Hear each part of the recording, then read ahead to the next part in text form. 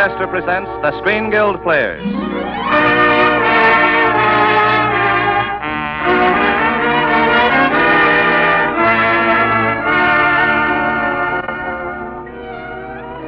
The Screen Guild play tonight, Holiday Inn. The starring players.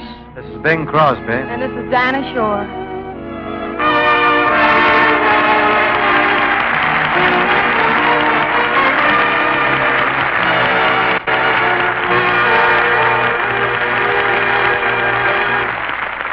Tonight, Lady Astaire presents the Screen Guild Players in musical highlights from Paramount Pictures' tuneful film, Holiday Inn, starring Bing Crosby as Jim Hardy and Dinah Shore as Linda Mason. Happy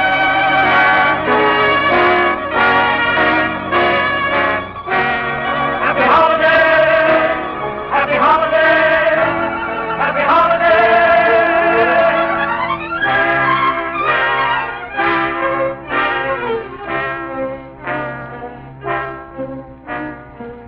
This is the story of Jim Hardy, a man with an idea. Oh, pardon me, Brother Bradley. A man with 3 ideas. 3. Yep. The first one came to me when Lila Dixon and Ted Hanover and myself, we were doing a song and dance act in a New York nightclub. I had an idea that I would marry Lila, quit show business, and settle down on a farm in Connecticut. Well, sounds great. How'd the idea work out? Didn't work. Just when I felt sorry for Ted because Lila was marrying me and we'd leave him looking for 2 new partners, Ted gave Lila a quick fireside chat. Mm-hmm. He sold her on staying in the act with him, and when I walked out to go to the farm, I walked out alone. I've had better ideas, I think, than that idea. Well, tell me, Jim, what was the next idea? Holiday Inn. See, it didn't take me too long to learn that a farm was no place for a lazy boy. So I decided to change the farmhouse into a roadside nightclub, open on holidays only, and featuring shows built around each particular holiday. I even had a show planned for Hitler's funeral. Huh? Yeah. What made you think Hitler would be buried on a holiday? Oh, brother, any day he's buried will be a holiday. I wrote special songs for all the holidays, and then I began looking for some talent. I see. I was planning to open on Christmas Eve, but the game was called off on account of no one showing up. Not even performers. Boy, I was really feeling sorry for myself on Christmas Day, and then Santa Claus brought me Linda Mason. When I saw Linda, well, I began to get another idea. See, I can still remember the first day when she came up to the farm and she asked me for a job. Could you use me in your show, Mr. Hardy? Well, I don't know. Might find a spot for you somewhere. What can you do? Oh, I'd dance a little and sing. Gee, I couldn't guarantee any salary at first. Right now, I've got the ledger in an iron lung. Oh, I don't care if you pay me off in eggs. Pay off in eggs? Lady, you've either got me mixed up with Bob Hope or some millionaire. Please give me a chance. Well, let's see what you can do here. This sort of gives me a chance to keep a little promise I made to myself. I swore I was going to sing this song here at the inn tonight. I'm dreaming of a white Christmas, just like the ones I used to know, where the treetops glisten and children listen, hear sleigh bells in the snow. I'm dreaming of a quiet Christmas, with every Christmas card I write. May your days be merry and bright, and may all your Christmases be white. Go ahead, I'll pitch you the words. I'm dreaming of a white Christmas. Just like the ones I used to know. Just like the ones I used to know. Where the treetops glisten. Where the treetops listen. And children listen. And children listen to hear sleigh bells in the snow. I'm dreaming of a white Christmas with every Christmas card I write. May your days be merry and bright,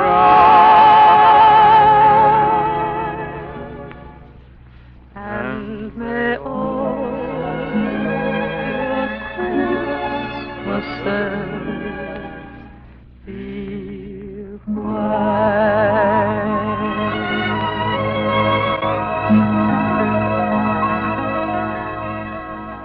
Well, Mr. Hardy? You're hired. Gee, thanks. Thanks a lot, Mr. Hardy. I want to tell you, though, there's a string tied to it. Oh, I was afraid it was too good to be true. Yep. From now on, you got to start calling me Jim.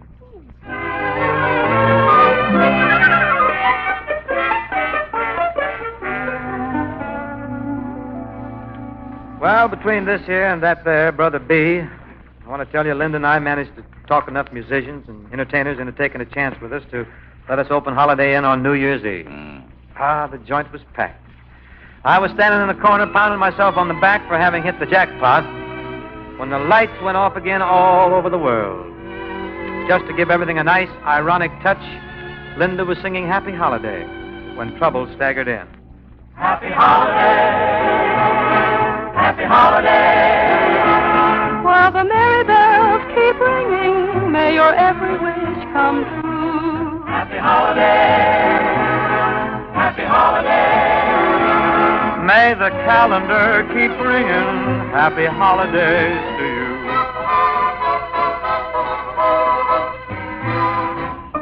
If you're burdened down with trouble, if your nerves are wearing thin, pack your load down the road and come to Holiday Inn. If the traffic noise affects you like a squeaky violin, kick your cares down the stairs, come on to Holiday Inn. If you can't find someone who will set your heart ablaze, take your car and motor to the home of boy meets girl. If you're laid up with a breakdown, throw away your vitamins. Don't get worse. Get a hold of your nurse and come to Holiday Inn. Happy Holiday, Happy Holiday. May the calendar keep ringing Happy Holiday to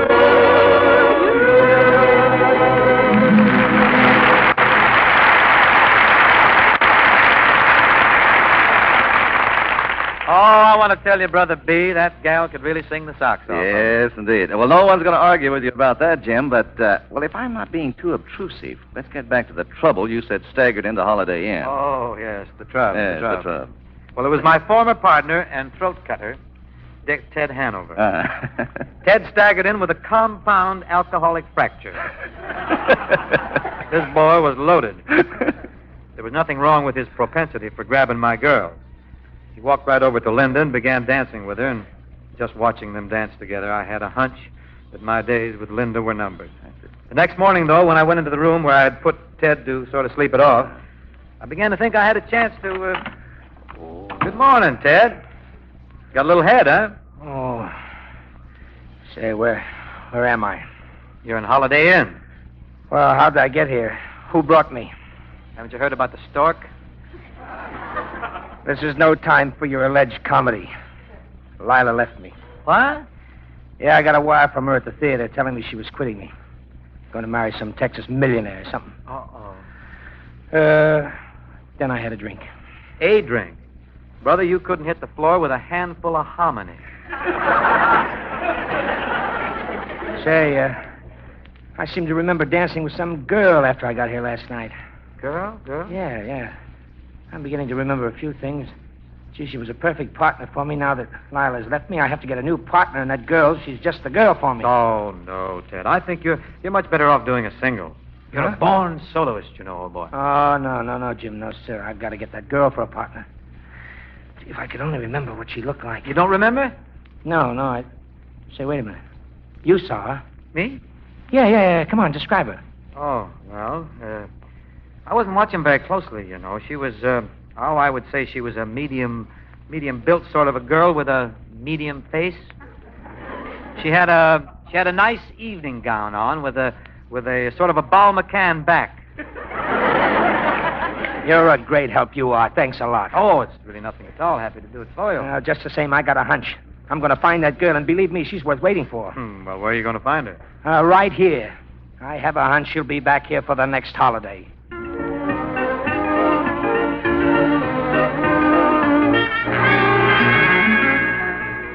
Well, how do you like that for a guy moving in on me, Brother B? Well, Jim, couldn't you have told him she was your girl and asked him to keep away from her? Oh, you can't be that naive. True, old boy. Don't you remember Lila? Ted made a habit of stealing my girls away from me. My only chance to hang on to Linda was to keep her out of Ted's sight until I had enough cabbage in the bank to ask her to marry me. And for the next holiday, Lincoln's birthday, I decided that Linda and we're going to work in blackface to keep Ted from discovering her. Oh, she wasn't too happy either when I broke the idea to her about it. Oh, Jim, I look terrible in that stuff. No, you won't. I don't even know how to put it on. I'll put it on for you. I'm an old boot black, you know. Well, let's see. Here we go now. Oh, for a month and a half I've been dreaming about how pretty I was going to look tonight. Well, you'll have plenty of time to be pretty. Say, you know, I was just going to ask you if you'd like to be in the rest of the shows out here. You were? Will you? Will I? I just wish I didn't have to work in that florist shop all the other days in the year to make these few possible. Well, maybe a little later on when we start doing better, well, you can stay out here all the time. Did you hear what you just said? I just caught the last part of it there. Was it a proposal? Well, it sure will be when I get a few bucks in the bank. Gosh, you're a strange duck. You don't even give me a chance to say darling and throw my arms around you. Oh, you'd better wait until you see my bank book. Well, I guess I'm sort of engaged. Yes, and I guess we better sort of start the show, too. Come on, we can't just sing here in the dressing room.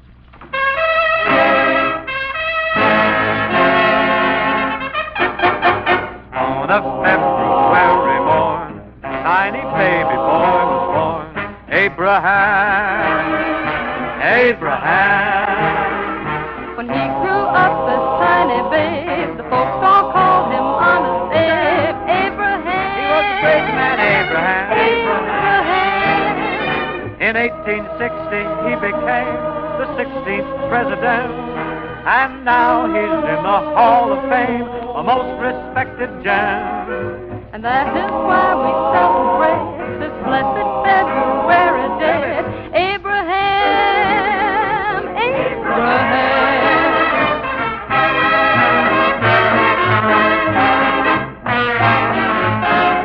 USA's United Banks, to one whose name was Nancy Hanks. Abraham. She gave this land its finest son, whoever went to Washington. Abraham. When somebody told him General Grant was drinking every night, He answered, go see if you can get all my general's time.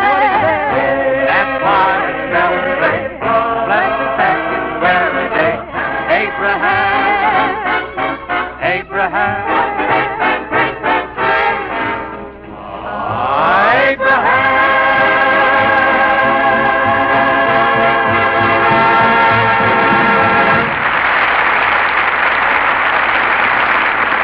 Continue in just a moment with the second half of our musical highlight from Holiday Inn.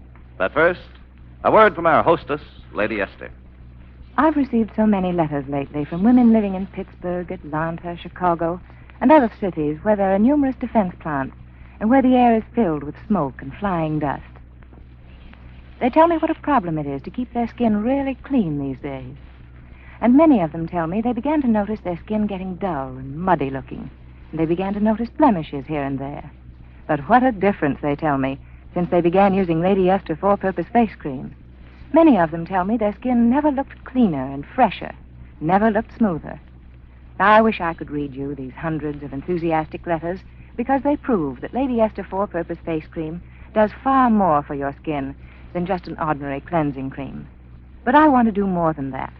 I want to send you a generous tube of Lady Astaire four-purpose face cream free, so that you can try it on your own skin and see the thrilling results for yourself. After all, what better proof can there be than to see a thing with your own eyes? If your skin is taking a lot of extra punishment these days, especially if it's being exposed more than usual and getting a little dry and rough, a little muddy looking, you'll want to take advantage of my offer. I'll send you enough cream for a whole week's trial, and you can see for yourself how Lady Astaire four-purpose face cream not only thoroughly cleans your skin, but softens it, helps nature refine the pores, and even leaves a smooth, flattering base for powder. Just send me your name and address on the back of a penny postcard. By return mail, you'll receive your gift tube of Lady Astaire four-purpose face cream and the 9 different shades of Lady Astaire face powder. All the address you need is Lady Astaire, Chicago. Happy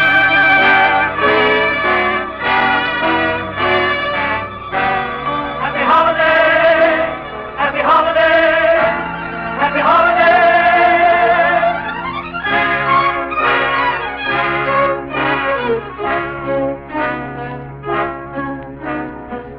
And now we raise the curtain again on Holiday Inn, starring Dinah Shore as Linda Mason and Bing Crosby as Jim Hardy. Go on with the story of Holiday Inn, Jim. Tell me, did the black-faced disguise keep Ted from discovering Linda? Yeah, but he came back like gangbusters.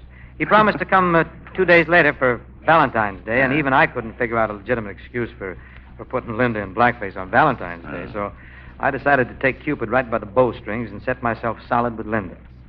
Now, I had a special song all whipped up for her when she came back for rehearsal. I called it, Be Careful, It's My Heart. I wasn't kidding either.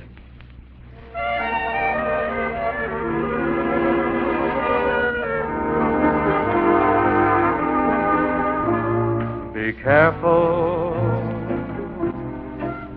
it's my heart. It's not my watch you're holding, it's my heart. It's not the note I sent you that you quickly burned. It's not the book I lent you that you never returned. Remember, it's my heart. The heart with which so willingly I part. It's yours to take, to keep or break, but please, before you start, be careful. It's my heart.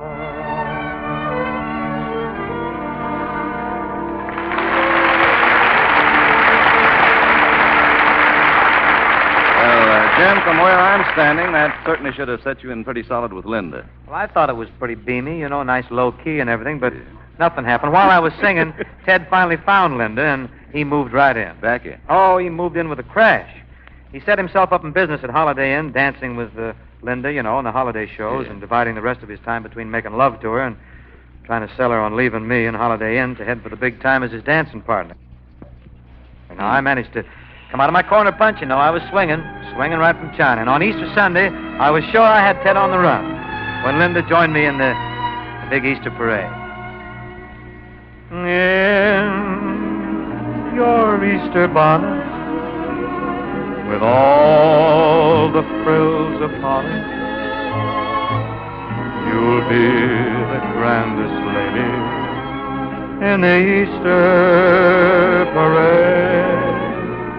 I'll be all in clover, and when they look us over, we'll be the proudest couple in the Easter parade. On the avenue,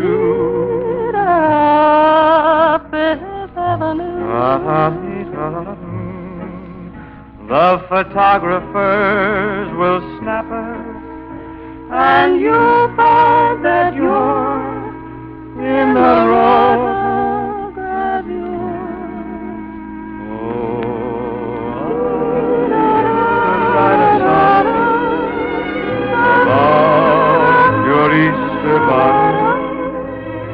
hand of the girl I'm taking to the Eastern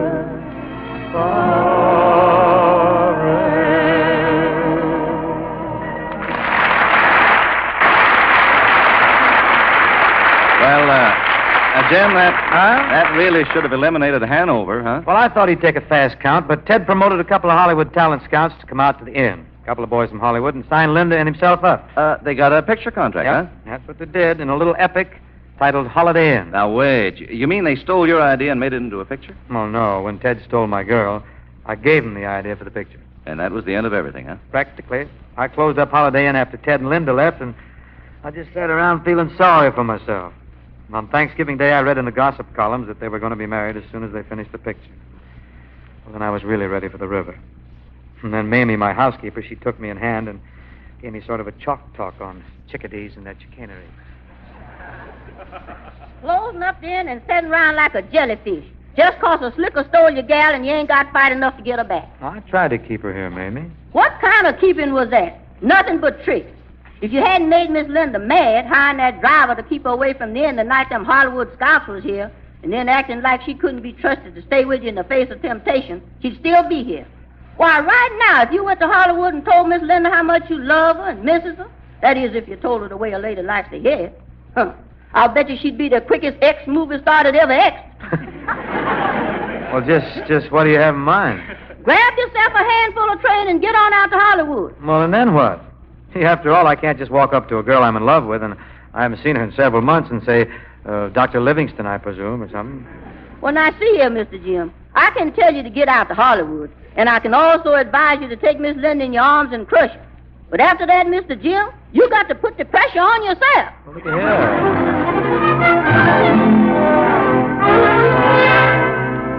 Well, did you take Mamie's advice, Jim? Well, I had nothing to lose, Brad. I walked onto the lot where they were making the movie version of Holiday Inn, just as they were about to shoot the last scene of the picture. And I want to tell you, it gave me something of a start, because that movie set looked exactly like my Connecticut farmhouse. The artificial snow coming down from above, it really took me back to that Christmas day when Linda showed up at Holiday Inn looking for a job. And then Linda began singing White Christmas, and, well, I mustered up enough nerve to walk right into the scene. And when it was all over, Ted Hanover was looking for a new partner, and Linda and I were off to see a man about a license.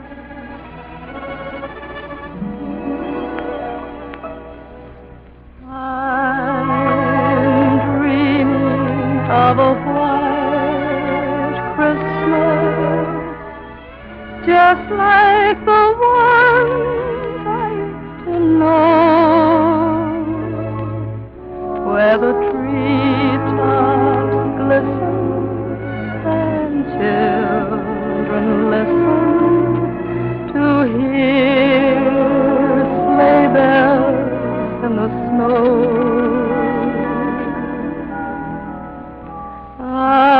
I'm dreaming of a white Christmas with every Christmas card I write.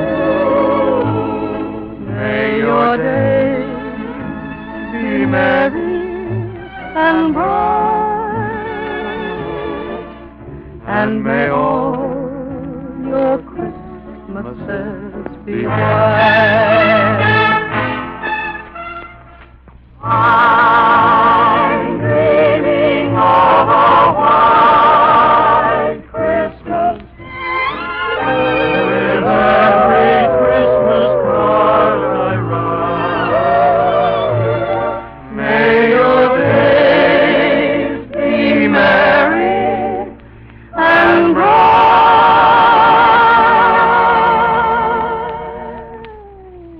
and may all your Christmases be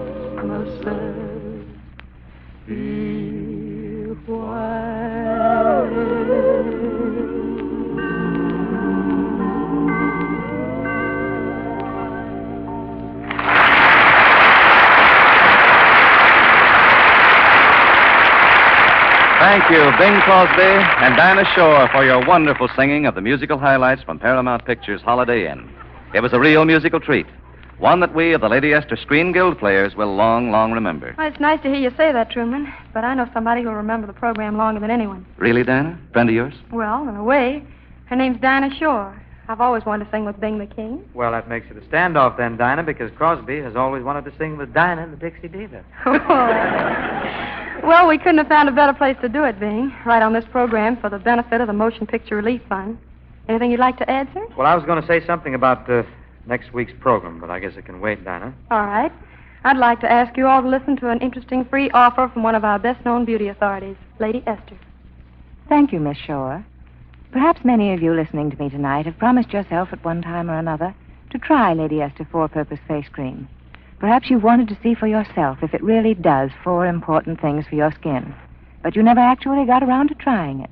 Well, here's your chance to try it without buying it. Here's all I ask you to do. Just send your name and address on the back of a penny postcard. As soon as that postcard arrives here, I'll see that a generous tube of my Four-Purpose Face Cream, also my 9 exciting shades of Lady Esther Face Powder, are put into the mail and start on their journey to you. Now, there will be enough Lady Esther Four-Purpose Face Cream for at least a week's trial. And during that period, I'd like you to watch your skin and see how my cream does these 4 things. 1, how it thoroughly cleans your skin. 2, how it softens your skin and relieves dryness. 3, how it helps nature refine the pores. And 4, how it leaves a perfect base for powder. You see, if you really want to try my Four-Purpose Face Cream, here's your chance. Write your postcard tonight or first thing tomorrow, and just address it to Lady Esther, Chicago. I'm sorry, but this offer is for residents of the United States only.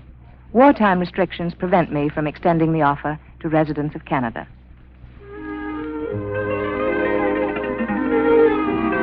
And now, here is Bing Crosby.